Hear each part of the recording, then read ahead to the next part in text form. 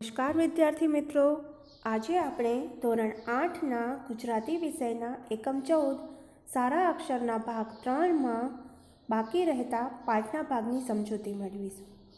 પાઠની સમજૂતી આ મુજબ છે. હાર્દિક કહે, તારા અક્ષર તો આમ પણ સરસ છે. હું તો પેન્સિલથી લખું કે બોલપેનથી અક્ષર સારા આવતા જ નથી. હાર્દિક કહે છે કે તારા અક્ષર તો આમ પણ સરસ છે, પરંતુ હું તો પેન્સિલથી લખું કે બોલપેનથી લખું, પરંતુ મારા અક્ષર સારા થતા જ નથી. રાધા કહે, એનો અર્થ એ જ કે પેન, પેન્સિલ, બોલપેન જે ફાવતું હોય એનાથી લખવાનું. અક્ષર સારા હોય તો ગમે તેનાથી લખો, અક્ષર સારા જ આવે, અને ખરાબ હોય તો ખરાબ. એટલે રાધા કહે છે કે એનો અર્થ એ થયો કે તમે પેન, પેન્સિલ કે બોલપેન જે તમને ફાવતું હોય એનાથી તમારે લખવાનું. જેના અક્ષર સારા થતા હશે તે ગમે તેનાથી લખશે, એના અક્ષર સારા જ થશે, અને જેના અક્ષર ખરાબ થતા હશે તેના અક્ષર ખરાબ જ થશે. હાર્દિક કહે, પણ ખરાબ અક્ષરને લીધે કેટલી તકલીફ થાય છે?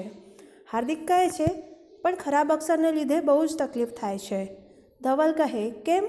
એટલે ધવલ પૂછે છે, કેમ એટલે કેવી રીતે? હાર્દિક કહે, મારા સાહેબ કહેતા હતા કે મારા અક્ષર ખરાબ છે, એટલે મારા માર્ક્સ કપાઈ જાય છે. હું શું લખું છું તે જ તેમને ખબર નથી પડતી. હાર્દિક કહે છે કે મારા સાહેબ કહેતા હતા, એટલે કે મારા શિક્ષક કહેતા હતા કે મારા અક્ષર ખરાબ છે, એટલે મારા માર્ક્સ કપાઈ જાય છે, મારા ગુણ કપાઈ જાય છે. હું શું લખું છું તે જ તેમને ખબર નથી પડતી. રાધા કહે, અરે એના લીધે તો કેવી ગરબડ થતી હોય છે. મારી મમ્મી બહાર ગામ ગઈ ત્યારે મારા ફોઈએ મારી મોટી બહેનને કાગળમાં લખ્યું, માટલું બરાબર સાફ કરજો, ઓટલો બરાબર વાટજો. અને અમને એવું વંચાયું, ચાટલું બરાબર સાફ કરજો, ચોટલો બરાબર વાટજો. તે મારી બહેન તો બિચારી રોજે રોજ દરેક ચાટલા સાફ કર્યા કરે અને ટૂંકા વાળમાં ચોટલો વાળવાની કોશિશ કર્યા કરે.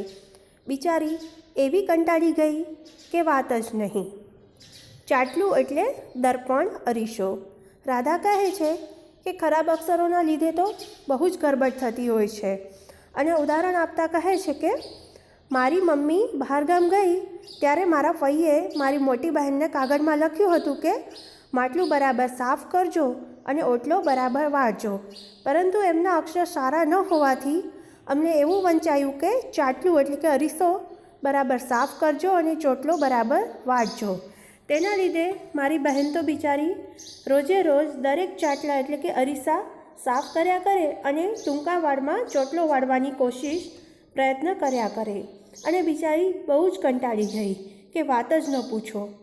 અશરફ કહે, ખબર પડી ત્યારે બહુ હસ્યા હશો નહીં? એટલે અશરફ કહે છે કે જ્યારે તમને સાચી વાતની ખબર પડી હશે ત્યારે તમે લોકો બહુ હસ્યા હશો ને?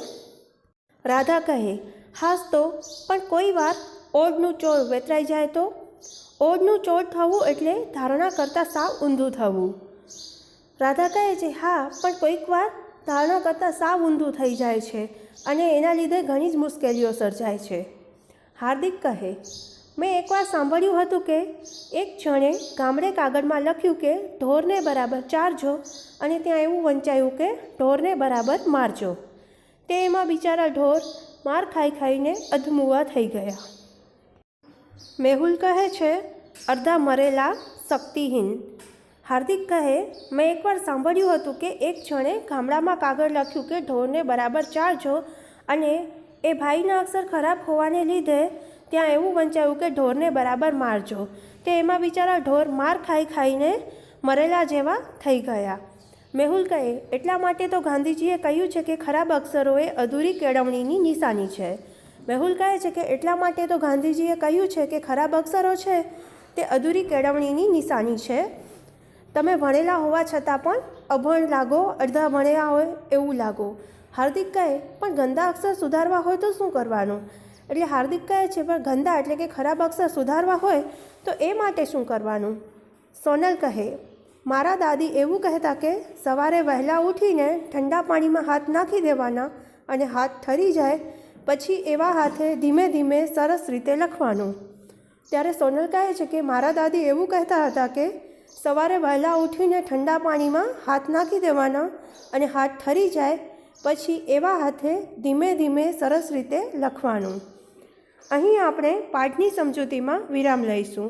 બાકી રહેતા પાઠના ભાગની સમજૂતી આપણે આપણા હવે પછીના વિડીયોમાં મેળવીશું. આભાર.